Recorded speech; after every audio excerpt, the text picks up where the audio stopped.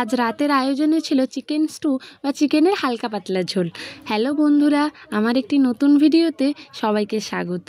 তো chicken stew করার জন্য চিকেনগুলোকে ফার্স্টে ভালো করে ধুয়ে নুন হলুদ মাখিয়ে রেখে দেবো খানিকক্ষণের জন্য। তারপরে প্রেশার কুকারেই করব, তো ওটাকে বসিয়ে নিলাম। তারপরে একে একে আলুগুলোকে ভালো করে ভেজে নেবো লাল করে। আলুগুলো ভাজা হয়ে গেলে কেটে রাখা অল্প পেঁয়াজ, সামান্য আদা রসুনের পেস্ট আর কাঁচা লঙ্কা চেরা দিয়ে দেবো। পেঁয়াজগুলো লাল হয়ে গেলে তারপরে কেটে রাখা টমেটোটা দিয়ে দেবো। তো এই ভিডিওটা করতে একটু অসুবিধা হয়েছে, কারণ প্রেশার কুকারের স্ট্যান্ডটা ভালোভাবে দেখা যাচ্ছিল না। ওই যেটুকু হাতে নিয়ে ক্লিপগুলো নিয়েছি সেগুলোই। টমেটোটা দিয়ে কেটে রাখা সবজিগুলো দিয়ে দেবো। তার মধ্যে ছিল গাজর, বিনস আর ক্যাপসিকাম। তো যাদের বাড়িতে পেঁপে থাকবে তারা পেঁপেও দিতে পারো, আমার বাড়িতে ছিল না তাই জন্য দিইনি। আর যার বাড়িতে ব্ল্যাক পেপার থাকবে সেটাও কিন্তু দিতে পারো, আমার বাড়িতে ছিল না তাই জন্য দিইনি।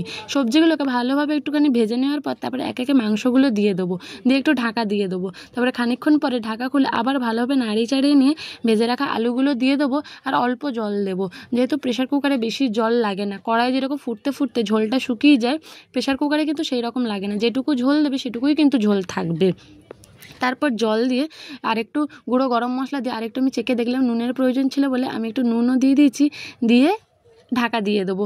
তারপরে 2-3টে কমিয়ে কমিয়ে সিটি দিয়ে নেবো। ফার্স্টে একটা সিটি পড়ার পরে কমিয়ে দেবো, তারপরে গ্যাস বাড়িয়ে আরও 2-3টে সিটি দিয়ে দেবো। দিয়ে দিলেই তৈরি আমাদের চিকেন স্টু।